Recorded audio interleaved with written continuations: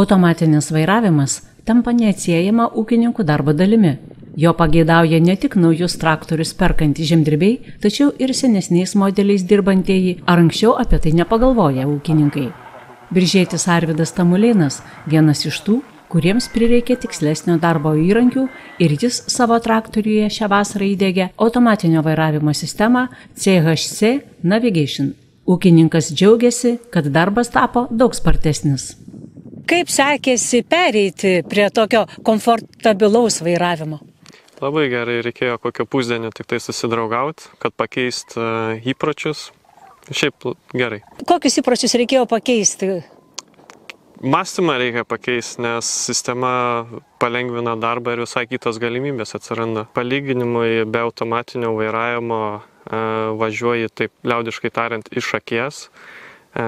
Įprastai lauko kampe, krašte lieka ten kažkoks tai trikampiukas, per kurį turi važiuoti tikrai daug kartų.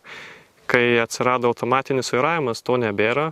Dirbi tiek, kiek yra darbinis padargo plotis, našumas tikrai išaugo, naktimis žymiai paprasčiau dirbti, vieni pliusai.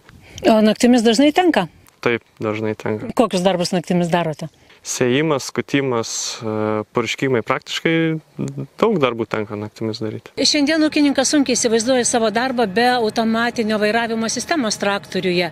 Jūs galite pasiūlyti įdėti tokią sistemą į bet kokį traktorių, bet kokio gamintojaus traktorių? Taip, mūsų automatinio vairavimo sistemos gamintojas CHC gali pasiūlyti dviejų tipų automatinio vairavimo sistemas. Kai keičiasi elektrinis vairas, galima pasiūlyti apskritai visiems traktoriams. O antras variantas yra, kai traktoriai turi hidraulinį paruošimą, galima pasiūlyti sistemą su hidrauliniu paruošimu šiems traktoriams. Tai yra Case'ams, New Hollandam, Steyriam, Deutschfahr'am ir Massey Ferguson'am. Šios sistemos tikslumas yra iki 2,5 cm. RTK signalas turi galūlūkio apsisukimo funkciją. Turintiems mažą biudžetą turime pasiūlyti ekonominį variantą. Tai yra lygiagretus vairavimas. Jis žinoma traktoriaus nevairuoja, bet jis labai pagelbėja tręšimam, purškimam, subraižo linijas. Jo tikslumas yra iki 10-15 cm.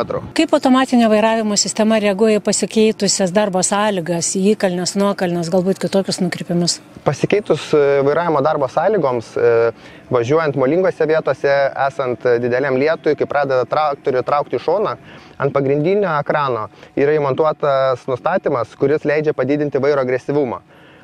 Šis nustatymas yra padarytas patogioje vietoje tam, kad ūkininkas čia ir dabar greitai realiu laiku pakeistų vairo agresyvumą tam, kad išlaikytų RTK signalą. Priklausomai nuo traktoriaus modelio, automatinio vairavimo sistema integruojama per 2-5 valandas. Visoje Lietuvoje jau yra ūkininkų dirbančių su mūsų įdiegtomis sistemomis. Jie yra patenkinti, atsakomasis ryšys yra labai puikus. Automatinių sistemų yra visokių ir modelių, ir gamintojų. Tai kuo jūsiškės išsiskiria iš bendros šių sistemų rinkos?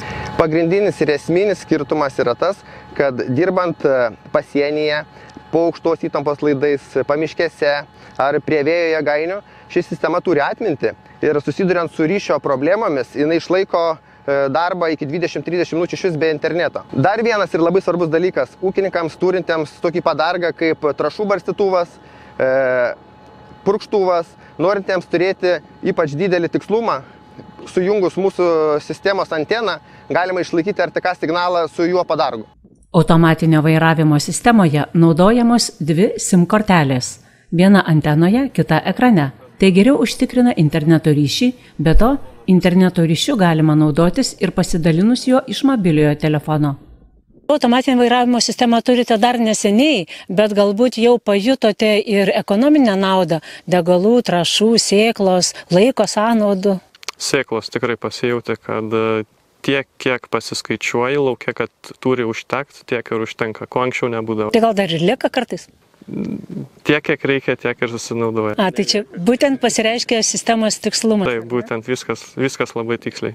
Kaip tie lėkščiavimo darbai sekasi? Lėkščiuojate lauką, kuris buvo nekultas? Dalis lauko buvo nekulta, kadangi turėjome apšalusių rapsų, jų paimti tiesiog nebuvo galimybės, nes dalis nepriėjo, buvo žali. Ir teko skųsti nekultus rapsus, kurie buvo tikrai virš kelių, gal dar aukštesni.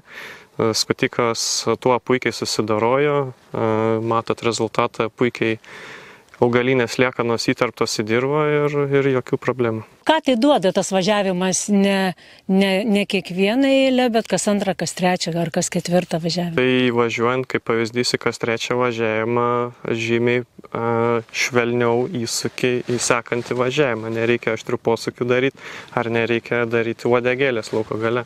Kuro sąnaudos tauposi laikas, tauposi traktoriaus amortizacija, kadangi tu mažiau darai pašalinių judesių. Žemė mažiau minasi galų laukiuose. Ūkininkas pasirinko lėkštinį skutiką prikabinamą su 56 cm diametro diskais, netepamais guoliais. Visiems tikriausiai žinomas Rolexo T formos kojos, kurios ganėtinai turi didelį atsparumą nuo akmenų. Jos dėl savo ypatingos T formos negali linkti nei į vieną, nei į kitą pusę. Pasirinktas taip pat kone populiariausias šiuo metu dvigubas U formos volas, kuris iš esmės jį užkišti tai yra tikrai sudėtinga. Tai vienas iš populiariausių dabar volų. Pats volas nedyla, nes kaip mato dabar jis yra aplipęs žemėmis, tai spaudimas gaunasi žemė. Jam taip pat nėra valytuvų, tai jį užkimšti yra labai sudėtinga, dėl to praktiškai volai nesikemša, nes pats volas valo save. Ir dėl to, kad žemė pats spaudimas yra iš esmės pats ir nedyla, tai vienas iš ilgamžiškiausių volų.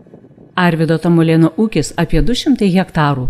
Žiemkenčiai davė geresnį derlių, nei buvo tikėtasi, tačiau vasarojus labai nuvylė. Žieminių kviečių labai įvairiai.